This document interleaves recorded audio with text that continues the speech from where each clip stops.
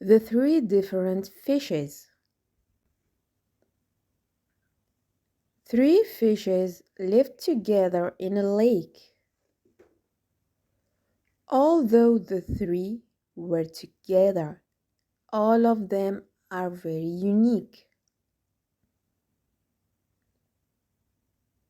They had contrasting characters and argued over small things.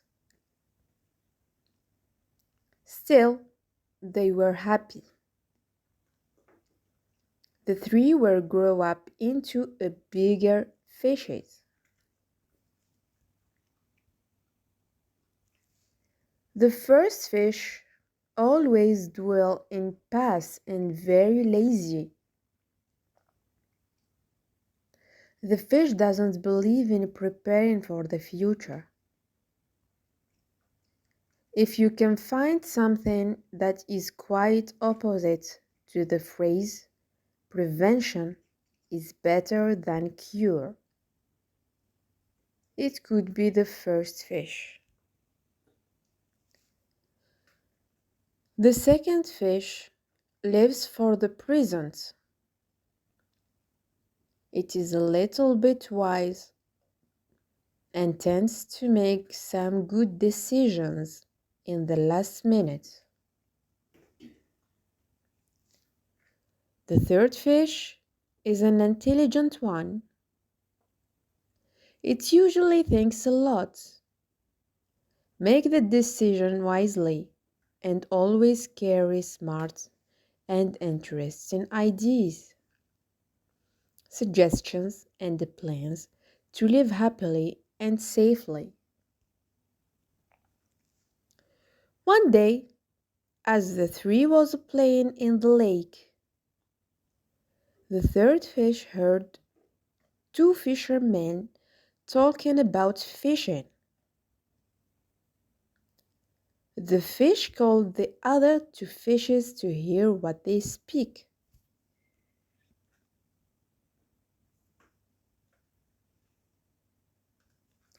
The first man told, I heard about this steak. It has some big fishes. Why can't we enjoy our time here? The second man replied, yeah, that's a good idea.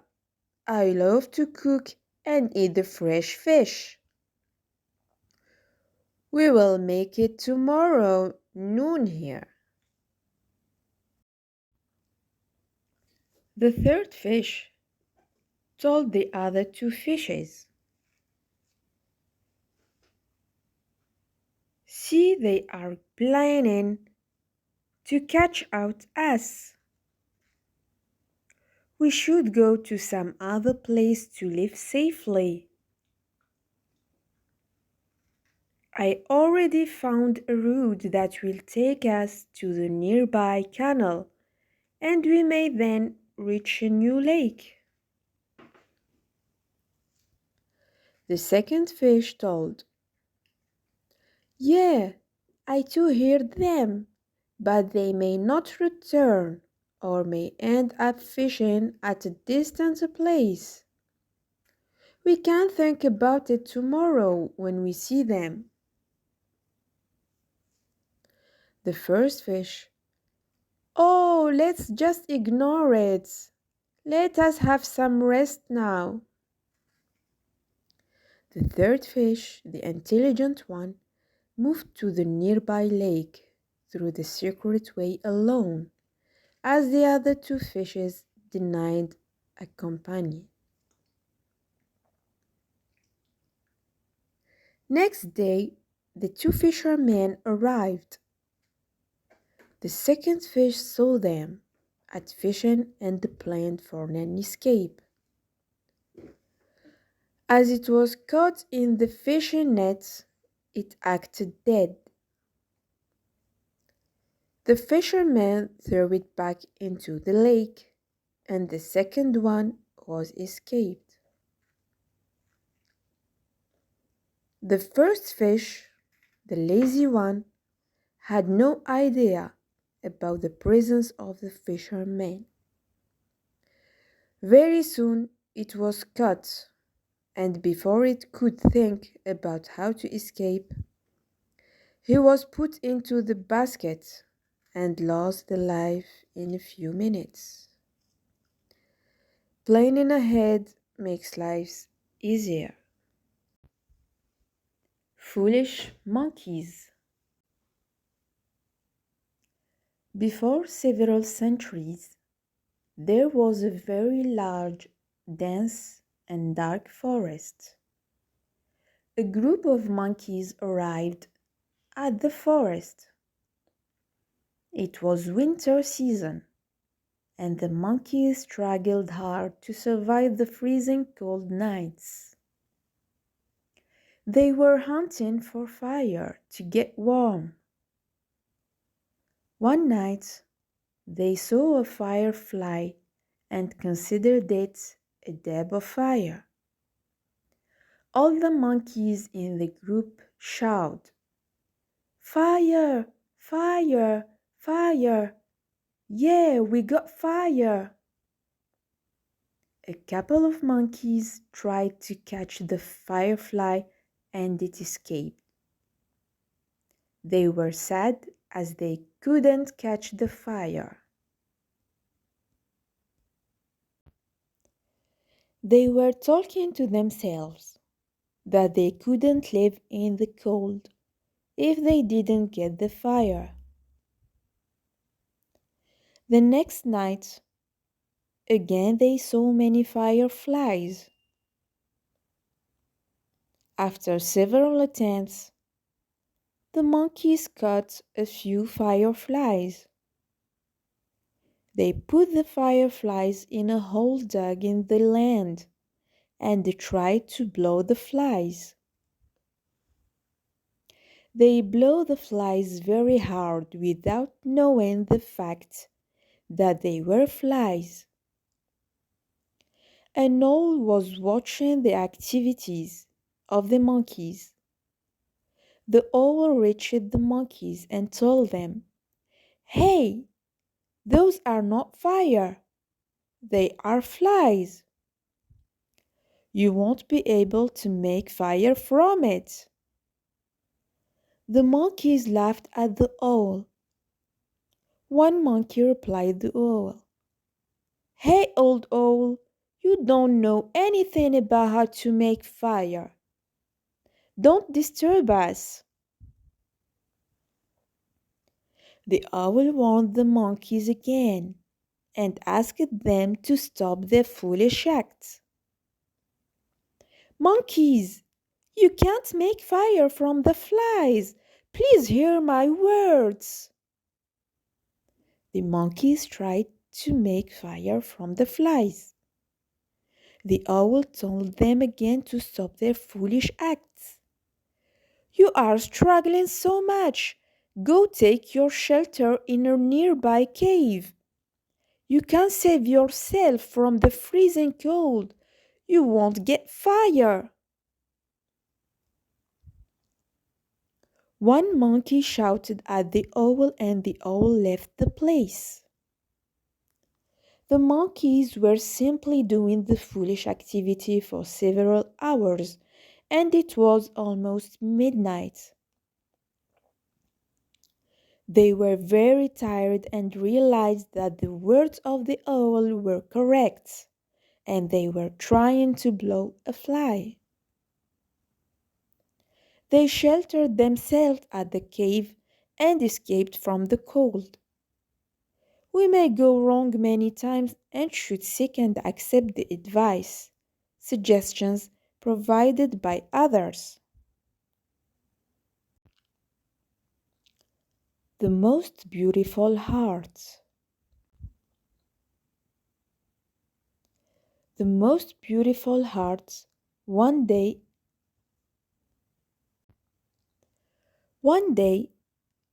in a heavily crowded place, a young man began shouting, "People, look at me!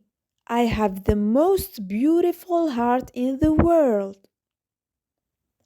Many people looked at him and were stunned to see his beautiful heart in a perfect shape, without any flaw. It looked quite amazing.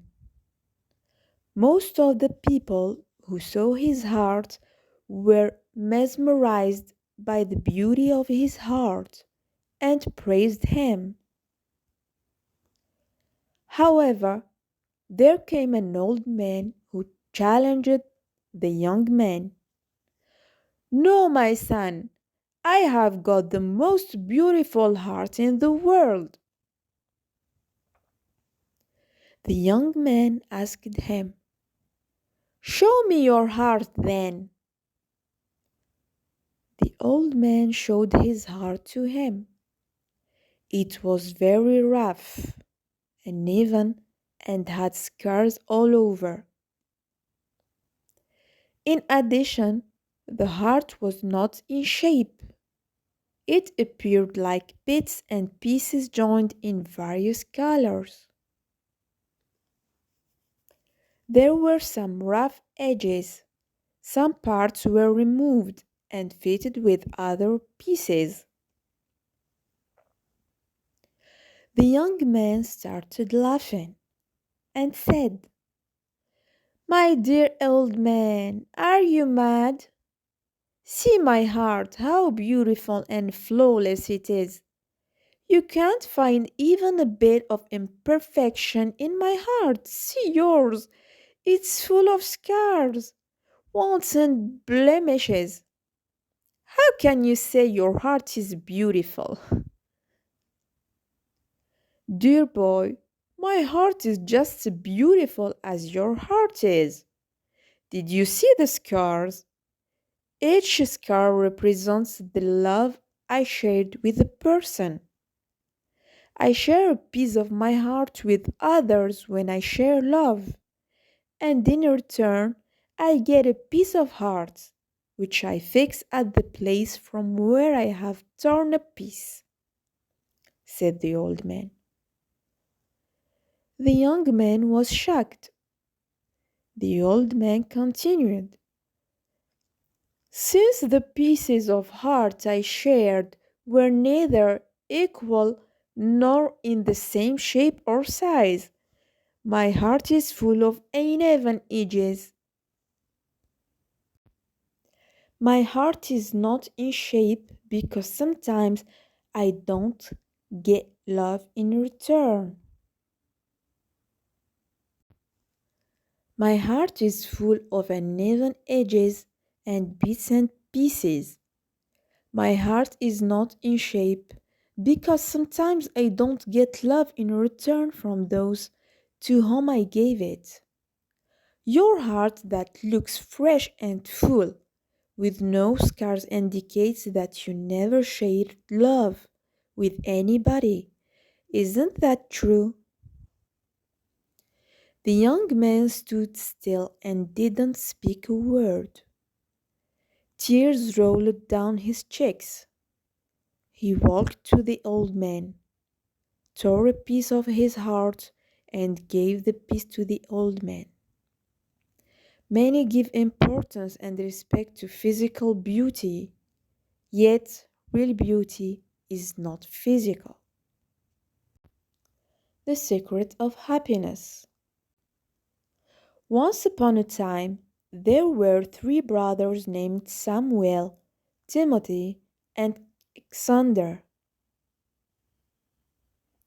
who lived in a cottage by the woods. They were honest and hard-working. Every day they would venture into the forest to fell wood. Later, they would sell it in the market, where it would fetch a decent price. Thus, their life continued in this manner. However, the brothers were always sad and morose. Even though they lived a good life, they were unhappy. Each one hankered for something or the other and would pine for it. One day, while Samuel, Timothy, and Xander were returning home from the woods carrying their bundle of logs, they saw an old haggard woman bent low with a sack on her back. As they were kind and compassionate, the brothers immediately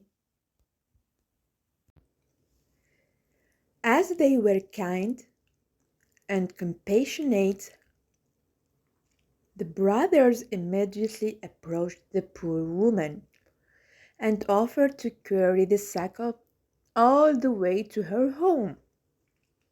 She smiled and expressed her gratefulness, while replying that the sack actually contained apples that she had collected in the forests.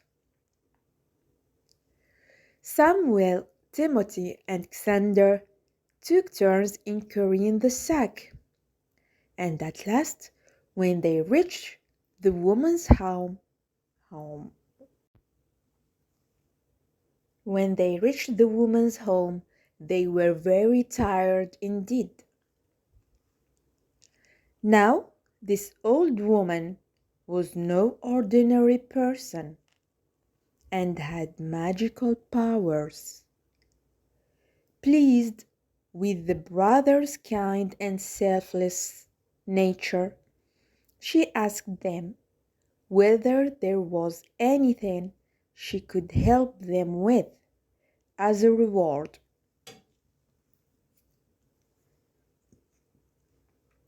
We are not happy, and that has become our greatest cause of concern, replied Samuel.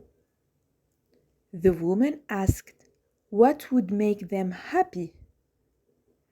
Each brother spoke of a different thing that would please him. A splendid mansion with plenty of servants would make me happy. There is nothing more that I would want, said Samuel. A big farm with lots of harvests would make me happy. Then I could be rich without having to worry, said Timothy.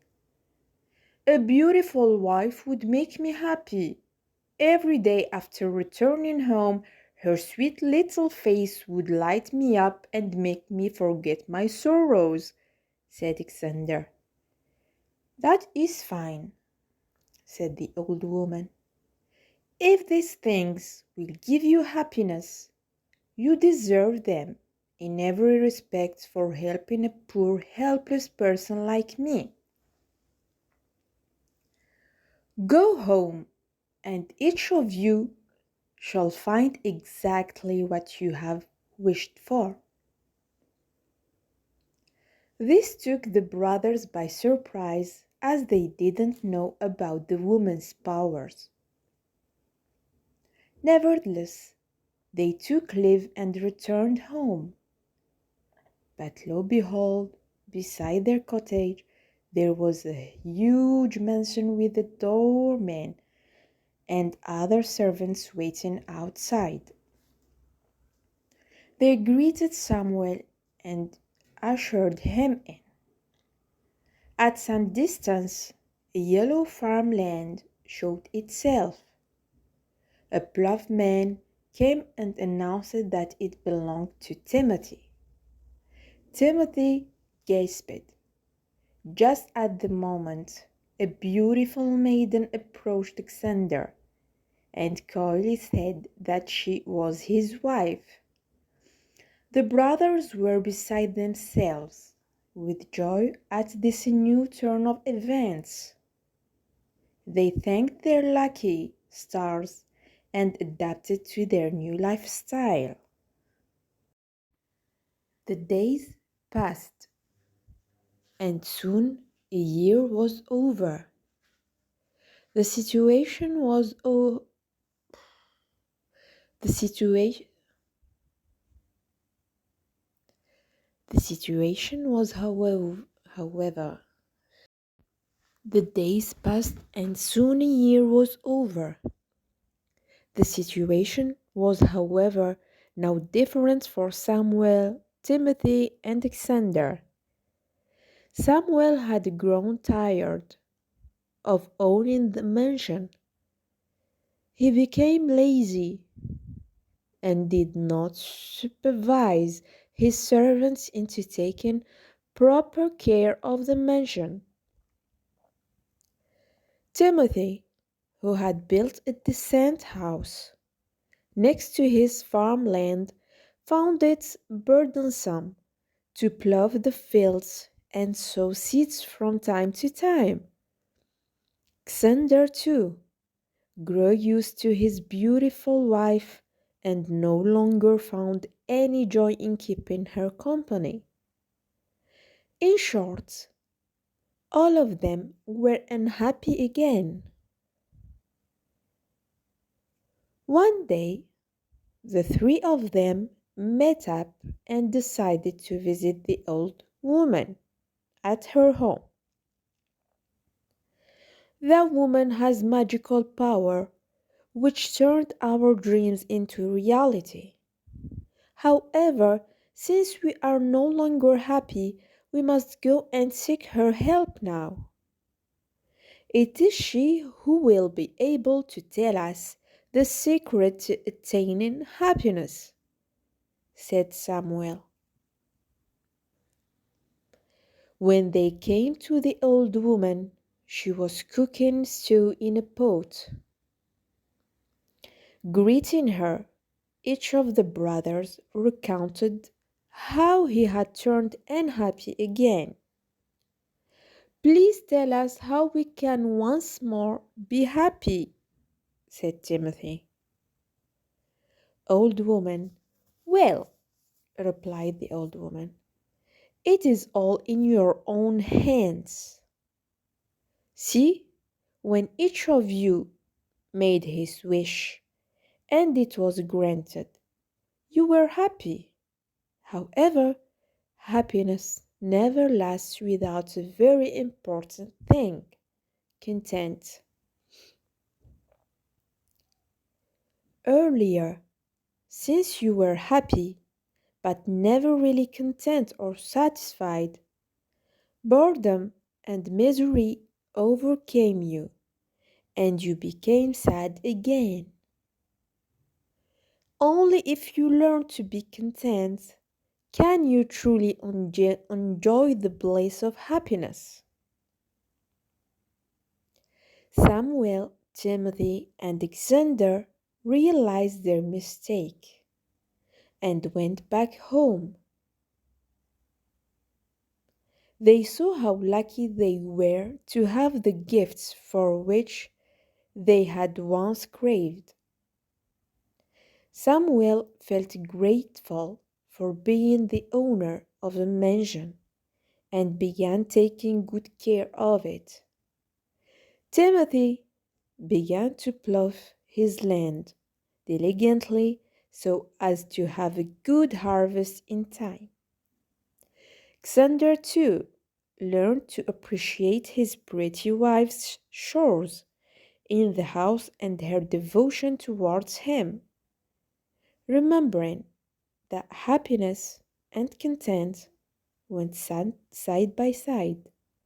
Never again did the brothers take their blessings for granted, and thus they lived happily ever after. Real solution to problems. A group of employees was working in a software company. It was a team of 30 employees. This was a young, energetic, and dynamic team with keen enthusiasm and desire to learn and grow. The management decided to teach the employees about finding real solutions to the problems. The team was called to play a game in a banquet hall. The group was quite surprised as they were called for playing game. All reached the venue holding various thoughts. As they entered the hall, they found the hall decorated beautifully with colorful decorative papers and balloons all over the place. It was more like a kids' play area than a corporate meeting hall. Everyone was surprised and gazed at each other. Also, there was a huge box of balloons placed at the center of the hall. The team leader asked everyone to pick a balloon from the box and asked them to blow it. Everyone happily picked the balloon and blew it. Then the team leader asked them to write their names on their balloon carefully so that the balloons didn't blow up. All tried to write their names on the balloons, but not everyone was successful.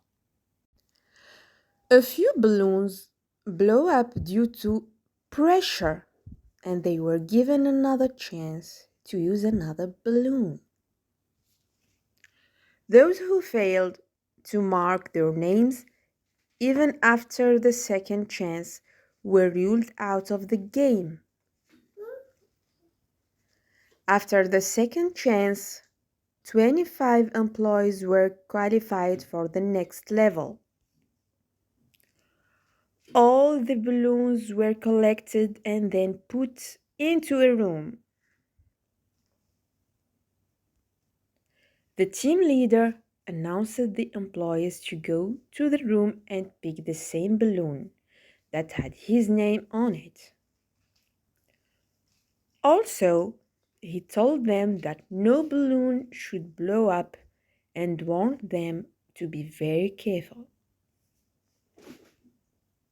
All 25 employees reached the room where the balloons carrying their names were thrown here and there. They were searching for the respective balloons carrying their names. While they were in a rush to find the respective balloons, they tried not to burst the balloons. It was almost 15 minutes and no one was able to find the balloon carrying his own name. The team was told that the second level of the game was over. Now it is the third and final level. They asked the employees to pick any balloon in the room and give it to the person named on the balloon.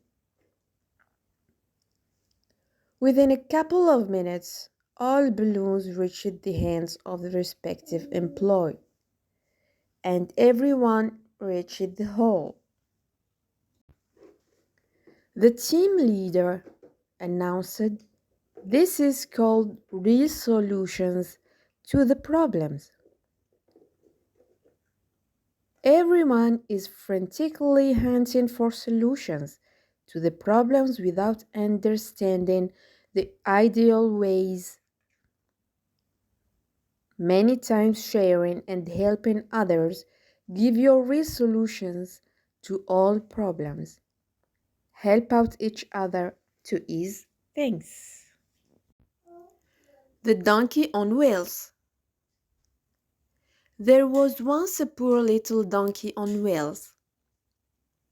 It had never wagged its tail, or tossed its head, or said hee-haw, or tasted the tender thistler. It was always went about anywhere that anyone pulled it.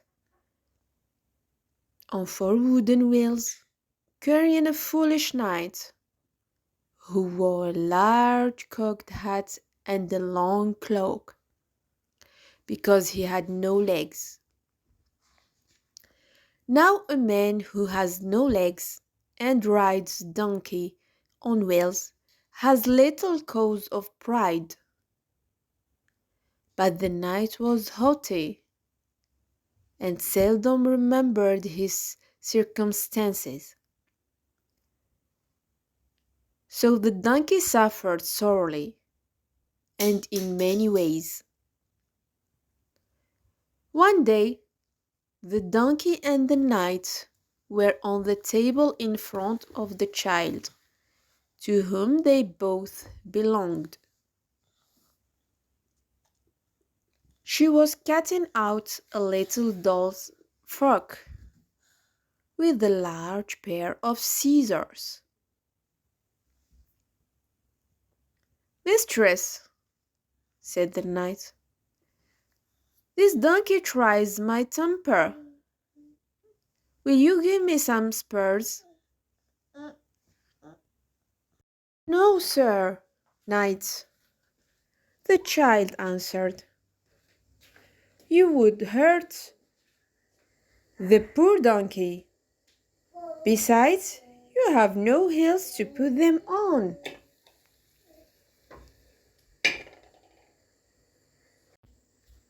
"Cruel knight," exclaimed the donkey, "make him get off, dear mistress. I will carry him no longer."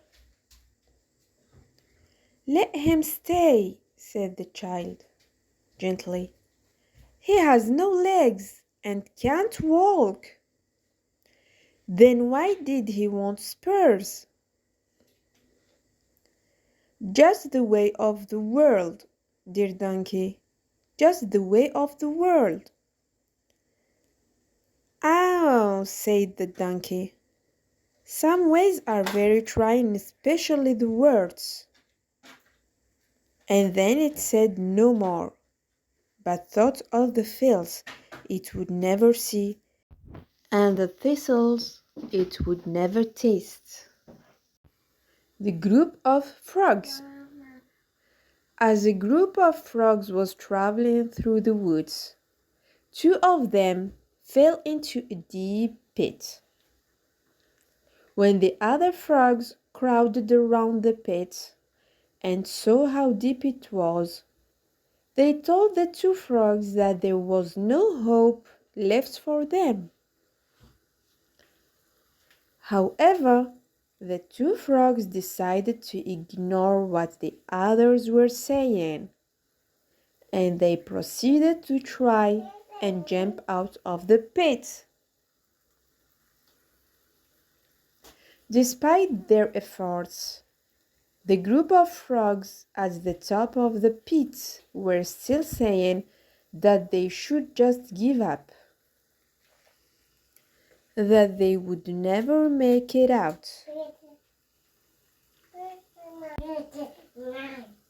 Eventually, one of the frogs took heed to what the others were saying, and he gave up, falling down to his death.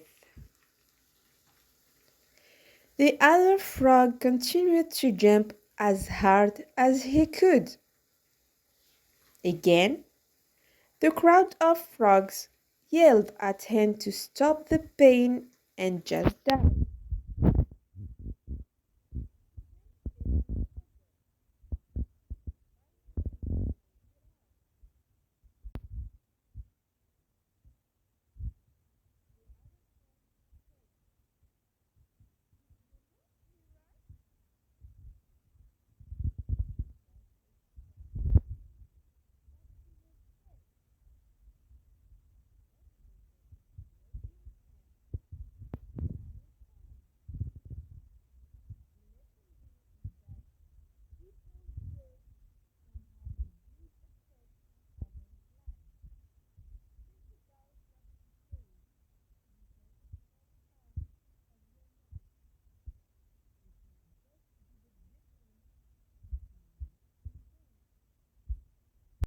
The little girl and mushrooms.